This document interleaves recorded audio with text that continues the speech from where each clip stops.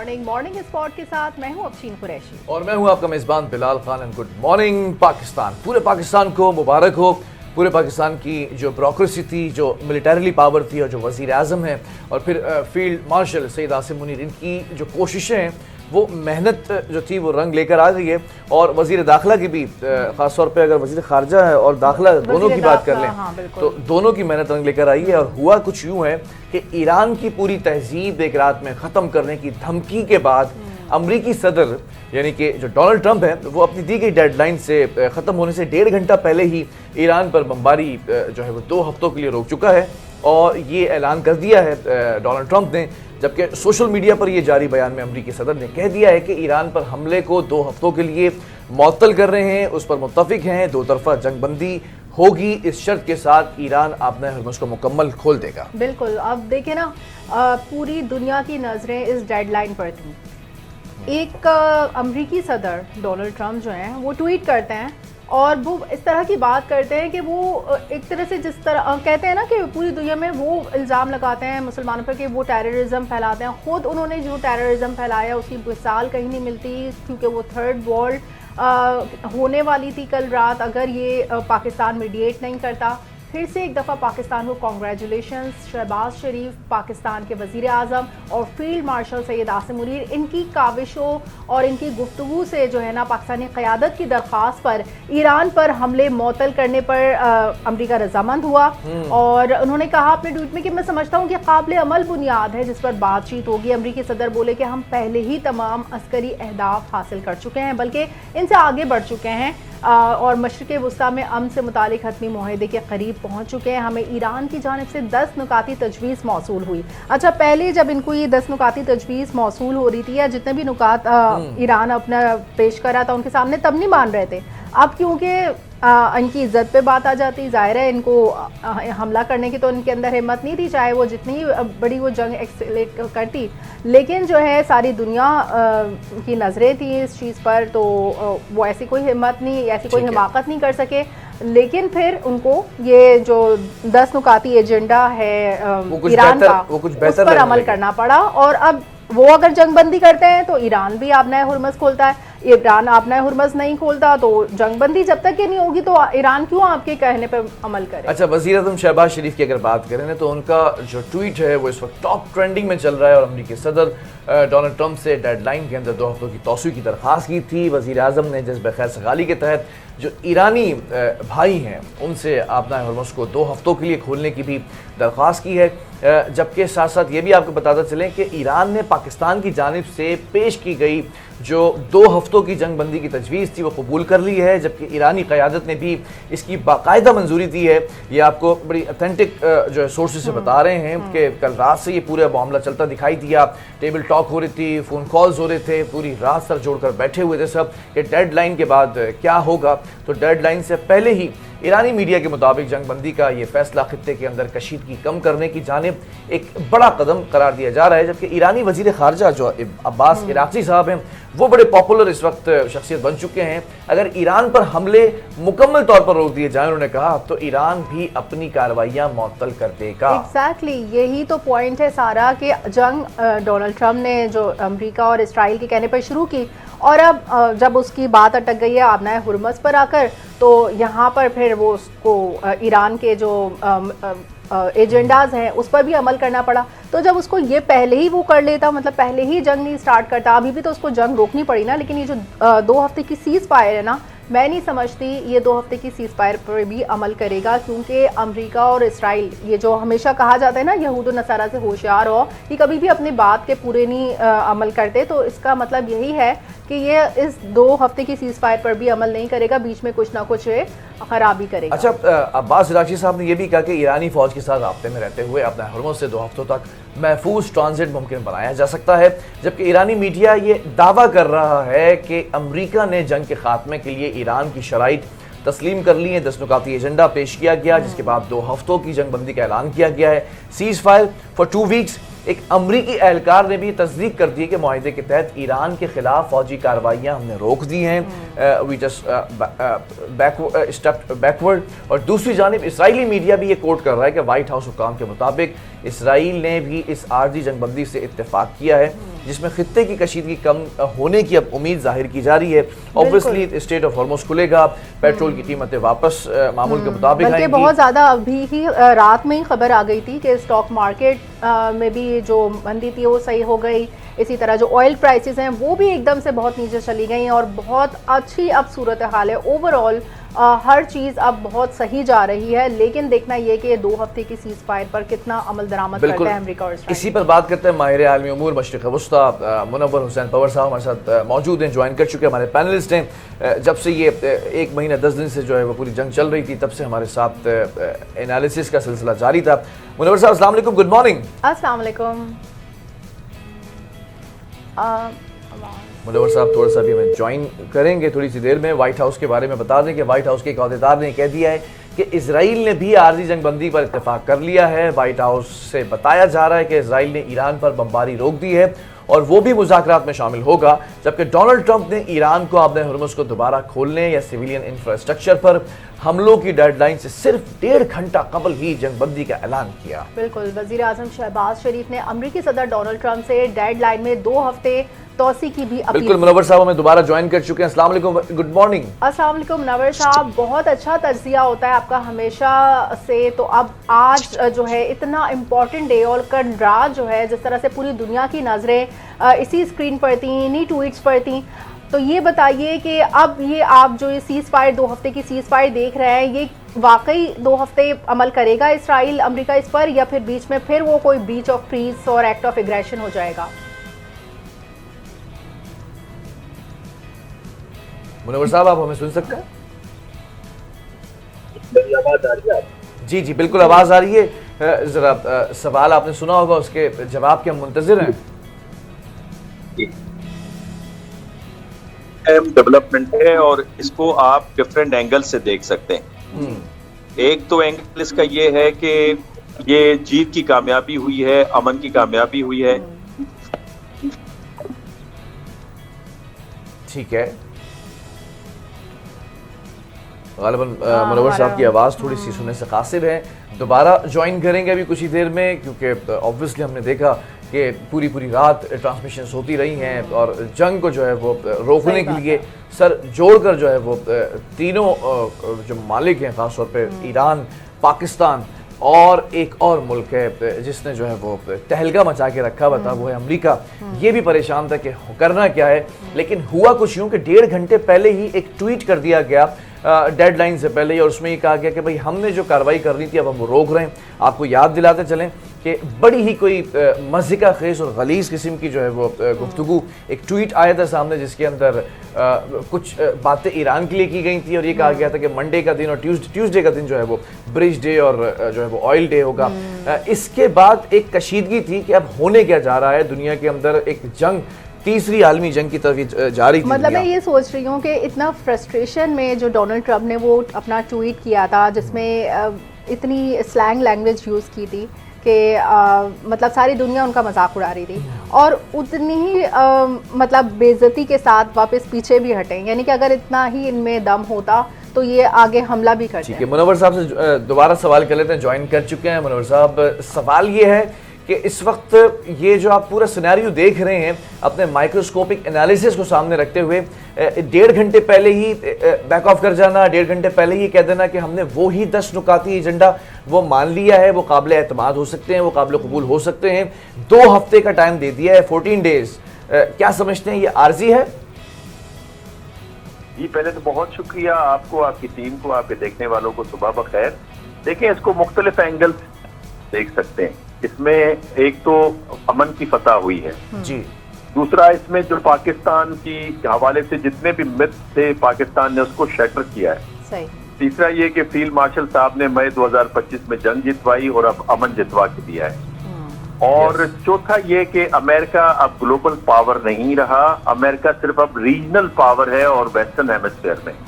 پانچواں یہ کہ اس سارے مارکے کے اندر ایران ایک پاور کے طور پہ ابھرا ہے, اور اس کی آپ نے خود ایویڈنس دے دیا کہ یہ جو 10 نکاتی جو ایرانی پروپوزل تھا اسے پہلے ایکسیپٹ نہیں کر رہے تھے, اب پریزیڈنٹ ٹرمپ کی ٹویٹ کے اندر وہ بڑی واضح ہے کہ یہ ورکبل ہے. تو اس کا مطلب یہ ہوا کہ جو ایران کا موقف ہے وہ پائیدار بن کے ابھرا ہے. بالکل. पांचवा मेरा पॉइंट ये है कि इजराइल इसको अब भी क्योस में तब्दील करने की पूरी कोशिश करेगा। इनिशियली प्राइम मिनिस्टर ऑफिस से आया था कि वो लेबनान पे हमले जारी रखेंगे और वो इस जंग बंदी का हिस्सा नहीं है। बाद में मेरे ख्याल में अमेरिकन की तरफ से शटअप कॉल आई है और अगर इजराइल अब भी हरकत करता है तो मेरी गुजारिश होगी उन गल्फ ममालिक से जो कि इजराइल के साथ इस जंग में खड़े थे कि अब वो उनको समझ जाए जिनकी वजह से उनकी इकोनॉमी शटर हुई है और 10 सालों तक ये इकोनॉमी दोबारा नहीं उठेगी।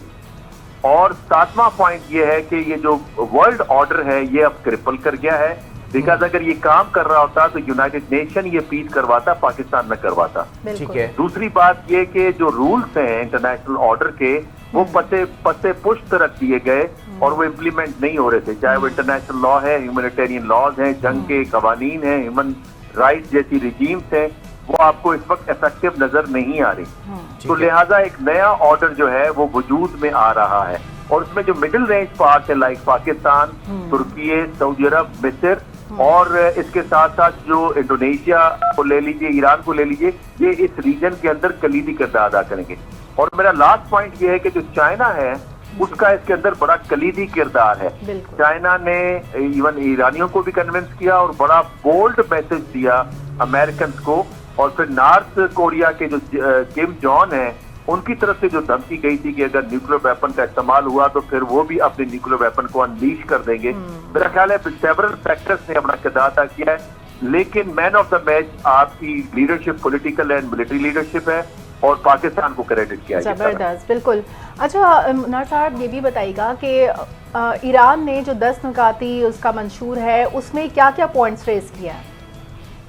उसके अंदर एक पॉइंट तो ये कि जो मैकेनिज्म होगा स्टेट ऑफ हॉर्मुज के ऊपर वो बैठ के तय किया जाएगा कि यहाँ से शिपमेंट किस तरह से गुजरेगी। इनफैक्ट उस हवाले से उन्होंने पहले ही ओमान के साथ बैठ के बातचीत कर ली थी।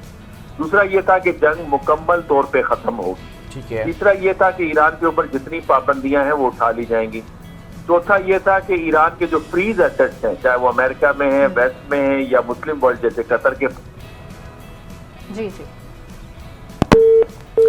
राब्ता दोबारा मुनक़ता हो चुका है। बहरहाल माइक्रोस्कोपिक एनालिसिस चल रहा था, 10 नुकाती एजेंडा जिसके अंदर जंग बंदी की आर्जी नहीं बल्कि मुकम्मल तौर पर जो है वो सामने रखा गया इस नुक्ते को कि जंग बंदी होनी चाहिए। इसराइल की जानिब से भी जो बम्बार्डिंग की जा रही है और अमेरिका की जानिब से भी जो मुस्लिम ममालिक की बेसिस को इस्तेमाल करके हमले हो रहे थे, इन दोनों को रोकने के लिए कहा गया है। बहरहाल अफशीम, इस वक्त सबसे इम्पॉर्टेंट जो फैक्टर है ना जो यहाँ पर डिस्कस करना है वो ये है, दोबारा आ चुके हैं जी, मुनव्वर साहब हमें दोबारा ज्वाइन कर चुके हैं। एक इंपॉर्टेंट फैक्टर के ऊपर मैं डिस्कशन कर रहा था, आपसे ही सवाल किए देते हैं। इस वक्त पाकिस्तान की जो सिचुएशन है, आपने देखा कि पहले बुनियादी मरसूस की बात कर ली जाए, फिर उसके बाद हम देखते हैं कि ट्रंप ने जिस तरह से 11 जहाज तक बात पहुंचा दी, फिर उसके बाद फील्ड मार्शल जो है वो उनको जेंटलमैन नजर आते थे, फिर उसके बाद हम ये देखते हैं कि फील्ड मार्शल से उनकी एक दिल लगी हो गई कि वो जब तक बात नहीं करते थे, जब तक उनकी बात नहीं सुनते थे, तब तक वो सुकून से नहीं बैठते थे। अब इस वक्त ट्वीट जो है वो किया है वजीर आजम ने, वो भी टॉप ट्रेंडिंग के अंदर आ चुका है। पाकिस्तान की आपने मिलिट्री क़यादत की और पीएमशिप की बात की, इस वक्त हम डिप्लोमेटिकली किस जगह पर खड़े हुए हैं? देखिए, मैं समझता हूं कि इस वक्त आप टॉप पे खड़े हुए हैं डिप्लोमेटिकली। ओके। और जो आपको एक इंडिया आइसोलेट करने की कोशिश कर रहा था वो नाकाम हो गई है। और ये जो फॉल्स फ्लैग ऑपरेशन और फॉल्स फ्लैग नैरेटिव आपके खिलाफ बन रहा था वो शटर हो गया है। और पाकिस्तान के बारे में जो माजी में मिथ्स कायम की गई थी, आपको याद होगा EU डिस्कवर हुई थी यूरोप के अंदर, जी। उसके जरिए जो पाकिस्तान के खिलाफ मिथ्स बनी थी वो मिथ्स शटर हो गई है।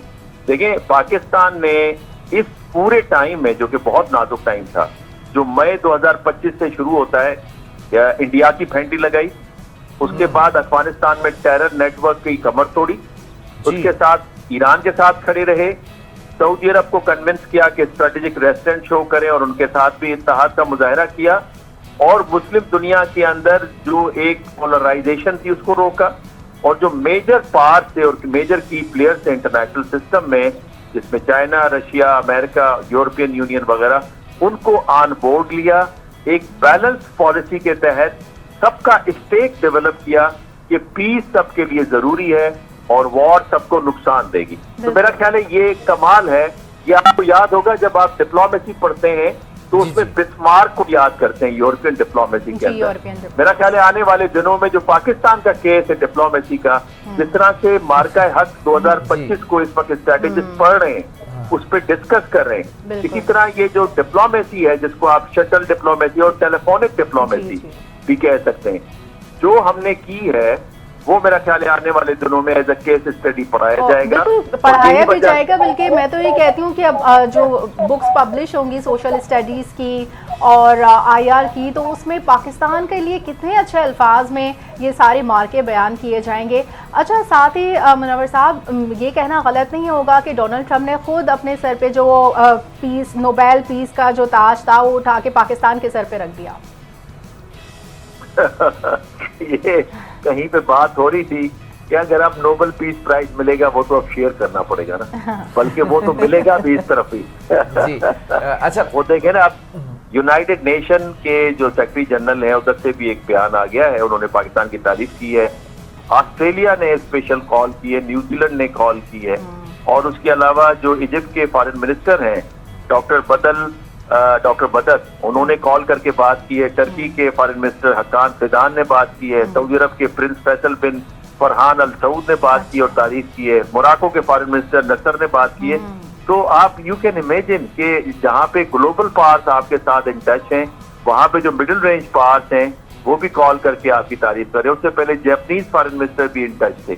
तो मेरा ख्याल है पाकिस्तान बड़ा इस वक्त शाइनिंग स्टार के तौर पे उभर रहा है। माशाल्लाह माशाल्लाह। इस वक्त अगर दुनिया याद रखेगी तो इस्लामाबाद अकॉर्ड के नाम से पूरे मुआहदे को याद रखा जाएगा। अच्छा, ज़रा ईरान की सिचुएशन पर बात करना चाहूँगा मैं।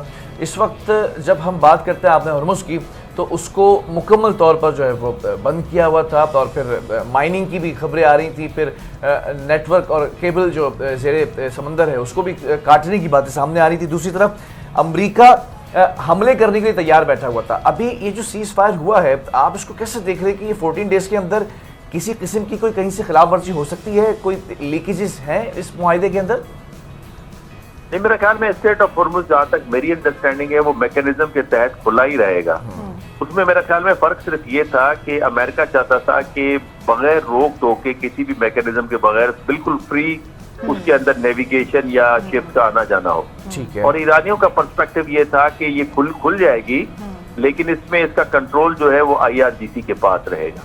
तो मेरा ख्याल है कोई मिडिल रास्ता निकाला है, अब तक वो क्लियर नहीं है, लेकिन मिडिल रास्ता है जिसमें दोनों की जो पॉइंट ऑफ व्यू है उसके अंदर रखा जाएगा। अगर इसमें कोई इसकी वायलेशन करेगा तो वो इजराइल है, और इजराइल फॉल्स फ्लैग ऑपरेशन कर सकता है।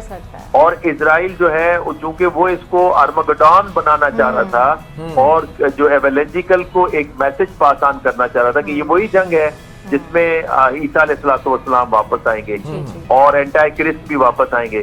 तो वो इस जंग को वो रंग देने की उसने कोशिश की है, और जिसको आपने देखा कि जो उनके एम्बेसडर हक भी हैं अमेरिकन, उन्होंने भी जो जेनेसिस 40 और 42 को कोट किया, या फिर जो लिंसी ग्राम है वो 15.18 को कोट करते फिर रहे। तो इन्होंने इसको रिलीजियस रंग देने की कोशिश की, जिसको एस्केटोलॉजिकल कन्वर्जेंस कहा जाता है, एवेलेंजिकल हिंदुत्व और जोशवाइट के दरमियान में। प्रॉब्लम यहाँ पे ये था कि ये वॉर जो है सिविलाइजेशनल वॉर का रूप अख्तियार कर रही थी। तो याद है आपको थीसिस एक आया था इसका सैमुअल पी हंटिंगटन का, clash of civilisation, early 1990s में, वो रंग इसका आ रहा था। और इसी वजह से जो मुस्लिम दुनिया है उसमें बिल उमूम जितने भी पॉपुलेशन थी वो इस वक्त ईरान के साथ खड़ी आपको नजर आ रही थी। हुकूमत जो थी वो बड़ा केयरफुली थी, और कुछ हमारे अरब GCC ममालिक का जो इसमें किरदार था थोड़ा सा नेगेटिव था बदकिस्मती से। अदरवाइज जो ओवर जो फीलिंग थी मुस्लिम वर्ल्ड के अंदर वो ये थी कि ये इस्लाम के खिलाफ जंग है, और ये डर था खुद यूरोप के अंदर भी कि अगर ये इस डायरेक्शन में वॉर जाती है तो फिर उनके इंटरेस्ट का क्या होगा, बिकॉज अच्छा खासा जो ऑयल है, एनर्जी रिसोर्सेज हैं, वो इस स्टेट ऑफ हॉर्मुज़ और बाबुल मंदब से उनकी तरफ जाता है। अब आप इससे अंदाजा कीजिए कि जापान का गालिबन 70% से ज्यादा, साउथ कोरिया का 60% से ज्यादा, चाइना का 50%, इंडिया का 50%, जो ऑयल एंड गैस है वो इसी रास्ते से जाते हैं। तो ये ग्लोबल इकोनॉमी के लिए बड़ा खतरनाक है। अच्छा मुनव्वर साहब, इस खित्ते के अंदर एक खुद साख्ता तौर पर चैंपियन बनने की एक रियासत जो कोशिश करती है, जो कि पड़ोसी मुल्क है हमारा, وہ اس وقت بیوروکریسی کے اندر، ڈپلومیسی کے اندر اور جغرافکلی کتنا پیچھے دھکیل دیا گیا ہے فیلڈ مارشل اور پی ایم شپ کی جانب سے؟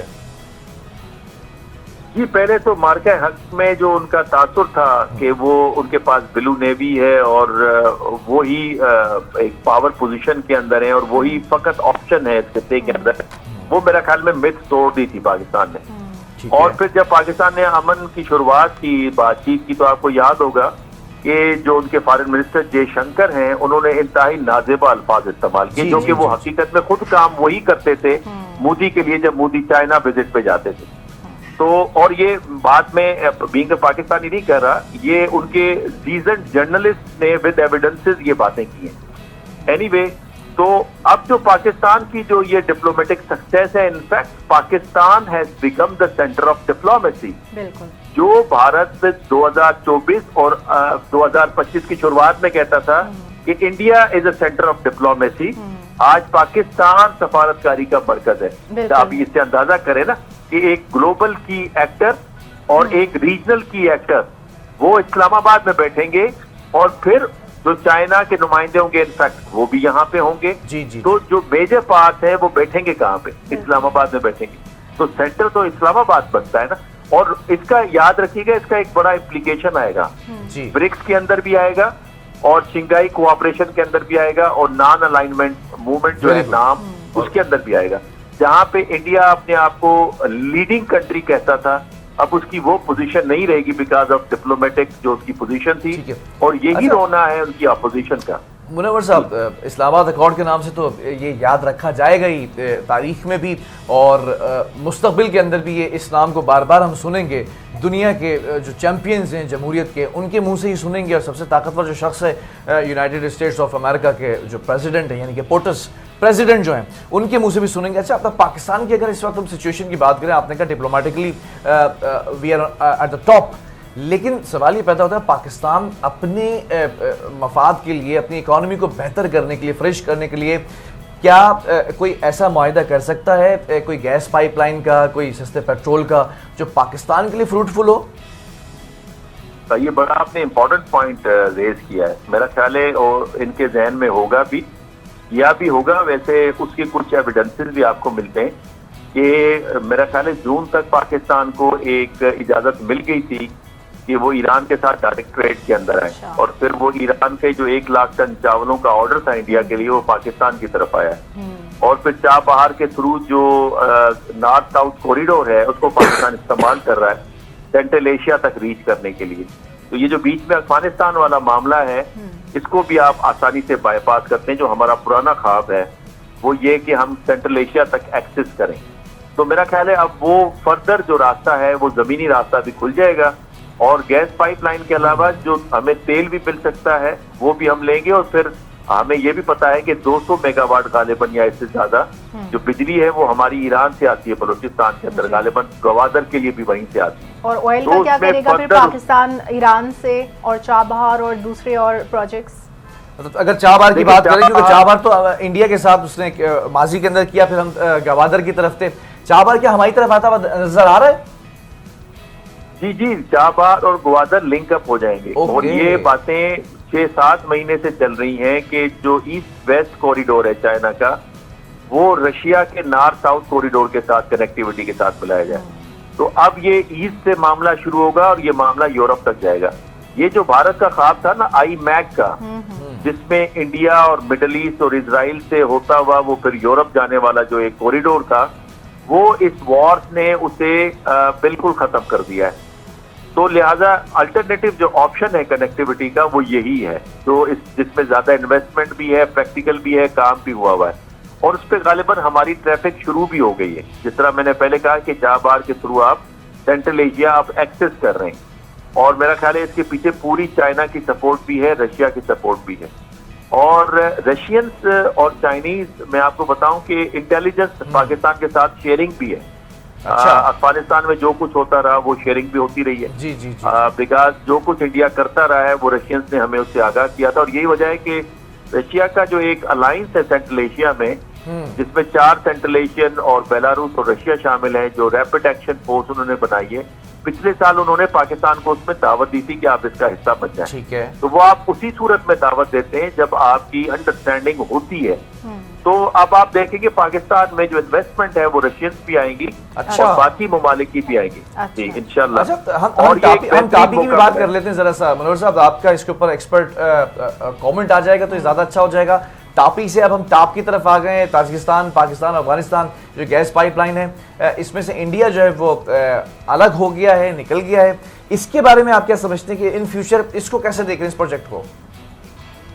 देखिए, टापी का प्रोजेक्ट उस वक्त सक्सेसफुल होगा जब अफगानिस्तान स्टेबल होगा। ठीक है। अब अफगानिस्तान के अंदर जो क्यास है उसमें 3 फैक्टर्स हैं। एक, जो हथियार छोड़े गए थे $7.2 बिलियन के अमेरिकन की तरफ से। दूसरा, अमेरिकन की तरफ से जो दाइश और अलकायदा की जो सपोर्ट उनकी रही है, अब इसकी मैं डिटेल में नहीं चाहता। तीसरा दूसरा जो है इंडिया की जो फाइनेंशियल हेल्प है, और तीसरा इजराइल की टेक्नोलॉजिकल हेल्प है। ठीक है। इसमें on record lieutenant colonel Ramesh Pawar उन्होंने एक पॉडकास्ट के अंदर कहा कि हम उन्हें फाइनेंसेस दे रहे हैं इन टेररिस्ट नेटवर्क को, इजराइल उनको टेक्नोलॉजी प्रोवाइड कर रहा है against Pakistan and against Iran. क्योंकि वहां पे जैशुल अदल और जिंदुल्लाह भी मौजूद है ईरान के खिलाफ।